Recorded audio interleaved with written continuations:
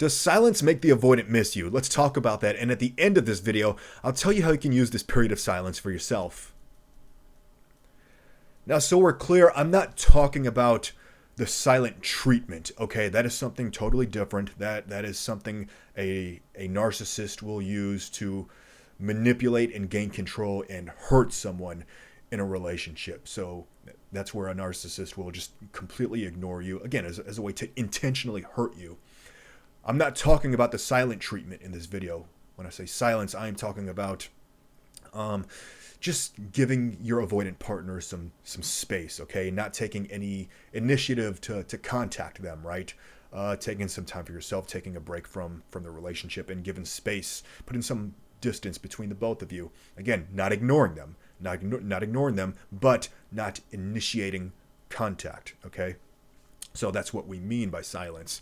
Now, does that make the avoidant miss you when you give them that silence?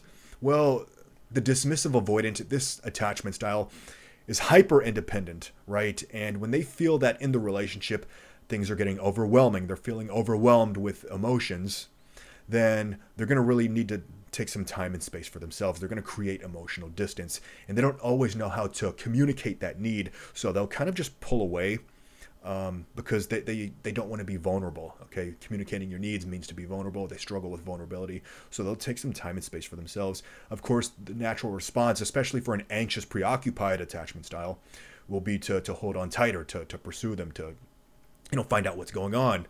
Why are they shutting down? Why are they deactivating? But this doesn't really help the avoidant. It's just going to cause them to pull away even more. So give them. The best advice is to just give them that space, give them that silence, right? Don't pry them for answers. Don't force a connection. Give them that silence. Now, is that going to make them miss you? Well, initially, when you give them that silence, they're going to feel a sense of relief because, again, they're feeling overwhelmed with emotions. So they're actually going to welcome that silence, okay? They're going to feel relieved that you're giving them that silence. You're giving them that space because often as the relationship gets going, like past the honeymoon phase, they start to feel overwhelmed and they feel smothered with emotions and closeness. There's too much closeness, and they're not comfortable with that. So they really want to take some time to regain their sense of emotional independence, which is something they really thrive in, their emotional independence.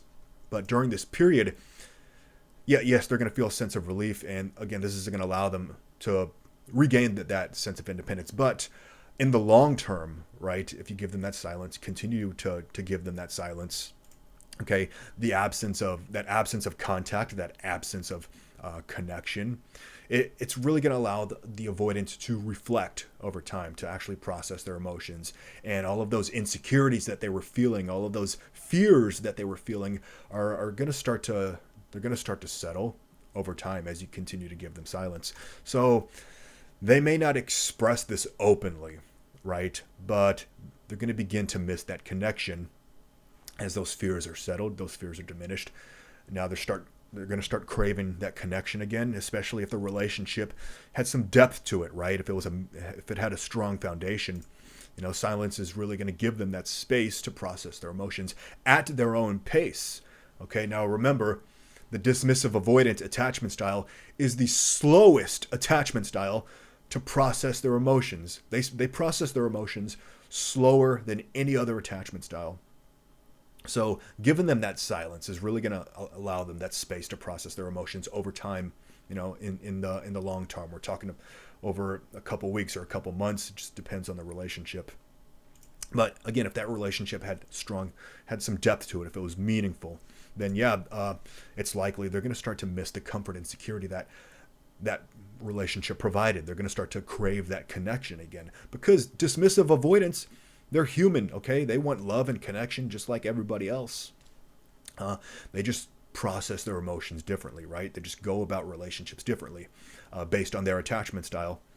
But often it's just going to take them longer for the dismissive avoidant to recognize this, to recognize that, they do crave connection, they do crave intimacy over the long run. Once you give them that silence, you give them that space, and their fears are settled, their insecurities start to diminish. They're going to start to crave that connection again.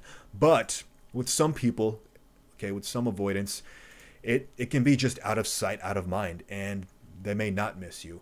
But this is still an opportunity for you to take some space for yourself, take a break from that relationship, okay? Give yourself some space to process your emotions and reflect on the relationship, things that didn't work out, things that you might want to work on with yourself within relationships in general, things from that relationship that you might have done differently, and how you can use that and learn from that moving forward. So take this, regardless if they miss you or not, take this opportunity of silence, this space that between the two of you, to work on yourself, right? So again, now, they fear vulnerability, right? Avoidance fear vulnerability. So just because they miss you, okay, even if they come to miss you and start craving that connection again, it doesn't mean that they are going to reach out to you. It doesn't mean they're going to take initiative to reach out and say, "Hey, I miss you. Let's get together. I'm craving connection." They're probably not going to do that, because that requires a lot of vulnerability to say that to someone, to reach out and say, "Hey, I miss you. I miss what we had before," So yeah, they might think about you, they might miss you, okay, but they're still going to hesitate to take action because of the discomfort that comes with vulnerability, and that comes with closeness, right? So they might be hesitant. Even if they come to miss you, they might be hesitant because of vulnerability, and they might fear, the fear of uncertainty that comes with reaching out to someone, wanting to reconnect with them, even if they do crave that connection. So that attachment style, the dismissive avoidance attachment style, really influences how they approach relationships, right? So I talk about it a lot on this channel, but study your attachment style, but study the other attachment styles, your partner's attachment style. And it can really help you to understand, how you can build a better connection by understanding each other's attachment styles. Now, I don't recommend telling your partner, putting a label on them, right? Hey, you're a dismissive avoidant. Hey, you're an anxious preoccupied. No, don't do that. Instead, you can open up the conversation about attachment styles in general. You're welcome to watch my videos together, and it'll make for a good discussion. But you can see what you think your attachment style is. Ask them what they think their attachment style is, and it just makes for a healthy discussion, and it can really build a foundation in that relationship. But yes, silence, given your avoidant partner silence and space, does allow them to reflect, and yes, they may even come to miss you as they start to crave connection again, but it doesn't guarantee that they're going to take initiative and reach out to you, right? So this period of silence, this period of no contact, right? I want you to think of it as kind of a reset button for your emotions, for their emotions, right? Give some time for your emotions to settle, self-reflect, get yourself to a better place, right? Get yourself to a more secure attachment style. And that's how I want you to approach this period of silence. Really take this time to take care of some things in your own life, right? You're not just sitting by the phone all day. That doesn't make any sense, right? So take care of some things in your own life, some goals, financial goals, whatever, and process your emotions.